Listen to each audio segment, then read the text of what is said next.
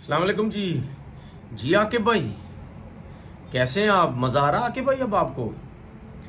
कैसा West Indies वालों ने हमारे यहाँ गले से हमें पकड़ा है, सही फंदा लगाया हमें। और आकिब भाई आप तो ये कह रहे थे कि हमने वेस्ट इंडीज़ के लिए इस वजह से स्पिन पिचेस बनाई हैं कि उनके जो बैट्समैन हैं वो स्पिनर्स पे अच्छा नहीं खेलते, वो फास्ट बॉलर पे बड़ा अच्छा खेलते हैं। और वो तो आपने सही बोला कि स्पिनर पे अच्छा नहीं खेलते, लेकिन मैं तो ये सोच रहा हूँ कि उनकी तो बैटिंग भी इतनी तगड़ी नहीं है, सिवाय एक ब्रेथवेट जो ओपनर था, उसके अलावा तो है ही नहीं। तो उसके बावजूद भी वो इतने रन्स कर गए, 254 की हमने हमें लीड दी। ये वही नुमान अली है जिसने हैट्रिक की, ये वही साजिद है ना जो सारा हवा सबका बना हुआ था कि जी ये बड़े क्लास किसके बॉलर्स हैं, सब कुछ है। मैं तो इनकी वो बात ही नहीं कर रहा कि इन्होंने विकेट्स नहीं ली या इन्होंने हैट्रिक क्यों की या बॉलिंग अच्छी नहीं की। मैं तो इनके बारे में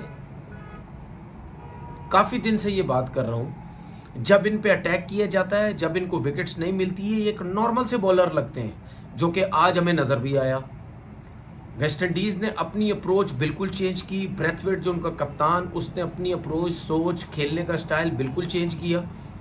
अटैकिंग क्रिकेट की, छक्के भी मारे, चौके भी मारे, इनकी लाइन ख़राब कर दी उसने। इनको कुछ पता नहीं चल रहा था हम क्या बॉल करें। हो सकता कहीं ना कहीं आपको आज का दिन देख के ये ज़रूर नज़र आ रहा है, शायद कहीं ना कहीं हर बॉल उस तरह का ब्रेक नहीं हो रहा जिस तरह पहली दिन हो रहा था। कहीं आपको एक फील जाता है कि शायद आज कुछ बेहतर था, लेकिन इतना भी बेहतर नहीं था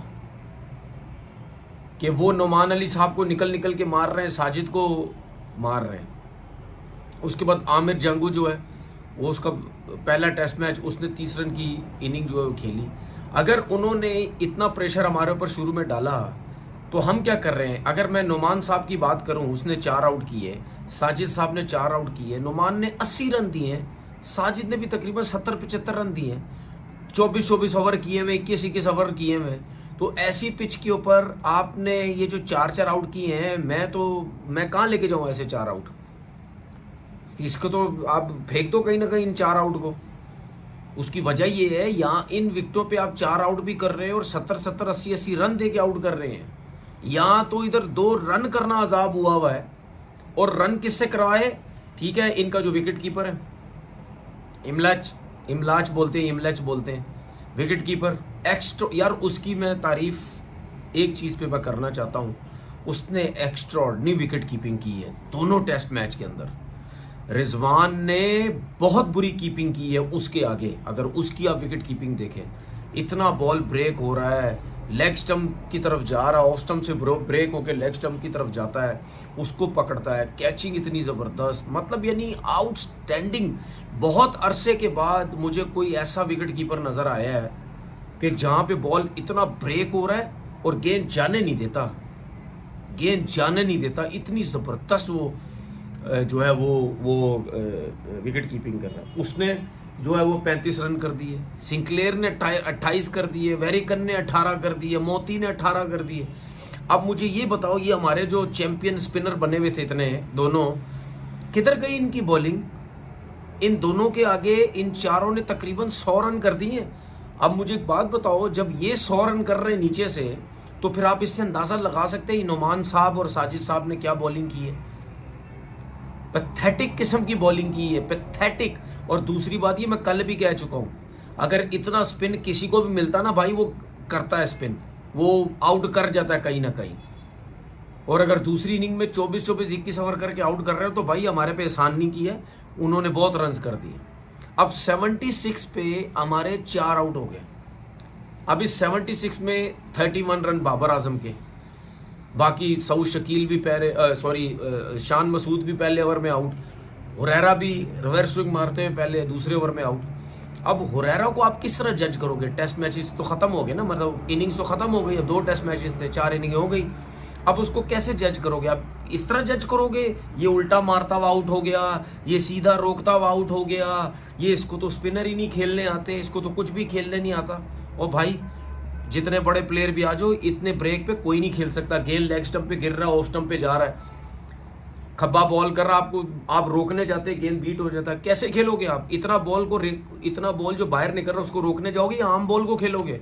आम बॉल खेलने जाते हो, गेंद ब्रेक हो जाता है, ब्रेक के चक्कर में जाओगे, आम बॉल हो, सीधा रह जाता है, लेग बिफोर होते हो।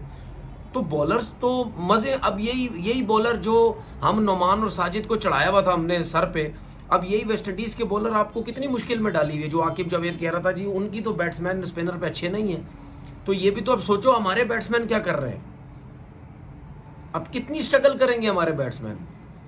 अगर मिसाल के तौर पर बाबर ने 31 रन किए, या पिछली इनिंग में सऊद शकील ने 32 किए, या रिजवान ने 49 रन किए, या वेस्ट इंडीज के देख लो ब्रैथवेट ने 50 किया, या किसने भी थोड़े बहुत रन किए, तो मुझे बात बताओ ना स्ट्रगल कितने कर रहे हैं। मतलब इस पिच के ऊपर एक टॉप के प्लेयर और एक नॉर्मल एवरेज प्लेयर दोनों एक जैसे हुए हैं, दोनों को समझ नहीं आ रही कि यार हम रन्स किस तरह करें, क्योंकि दोनों तरफ से अगर कोई स्पिनर अच्छे भी हैं या एवरेज भी है, वो दोनों ने तंग किया हुआ बैट्समैनों को।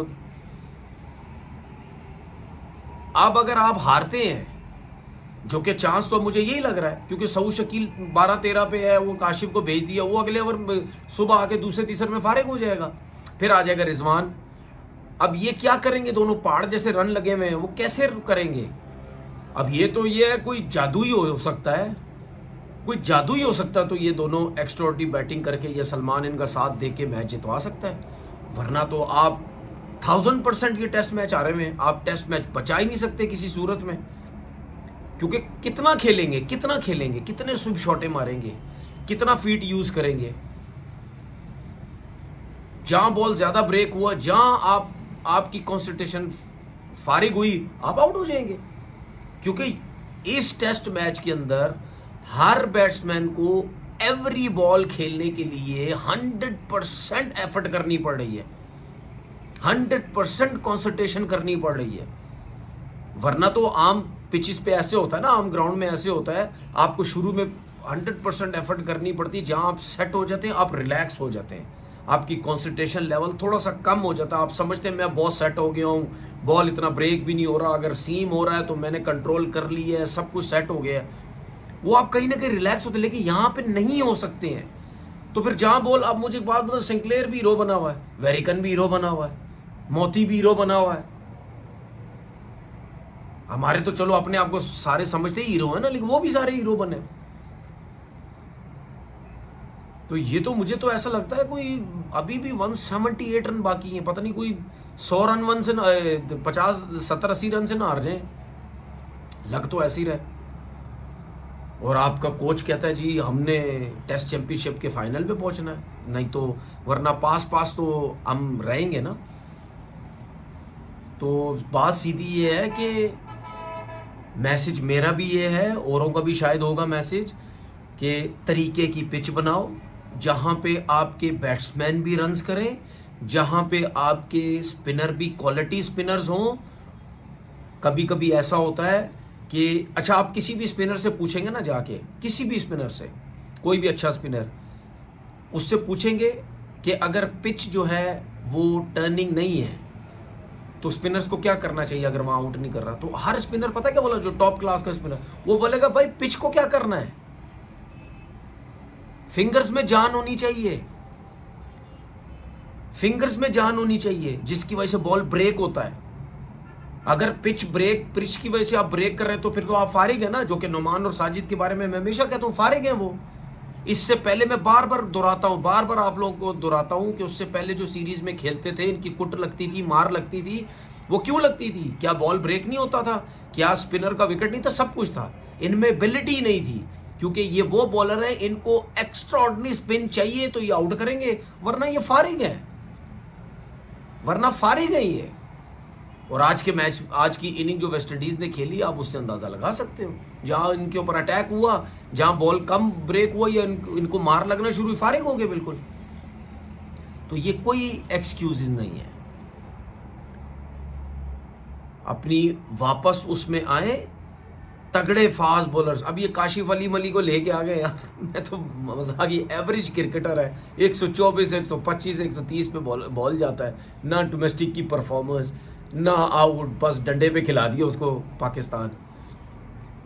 तो मेरे हिसाब से बदतरीन शिकस्त होगी ये अगर आप कल मैच हारते हैं, जो कि मैंने पहले बोला, हर कोई यही समझ रहा है आप हार गए हैं मैच। बदतरीन शिकस्त होगी क्योंकि आपकी टीम 9वें नंबर पे चली जाएगी। इससे ज़्यादा बेइज्जती और बदतरीन शिकस्त नहीं हो सकती।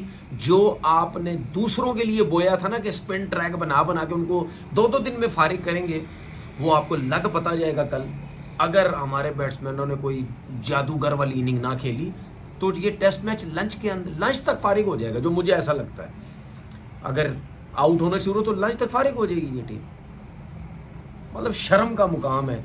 क्या सोचते हैं हमारे लोग और क्या सोच के पाकिस्तान क्रिकेट को आगे लेके लेके जाना चाहते हैं। और चैंपियन ट्रॉफी से पहले हर किसी बैट्समैन का बेड़ा गर्क कर दिया है उनके कॉन्फिडेंस का। मैं तो यही लफ्ज़ यूज़ करूँगा, बेड़ा गर्क कर दिया उसके कॉन्फिडेंस का। अपना बहुत बहुत ख्याल रखिएगा। अल्लाह हाफिज़।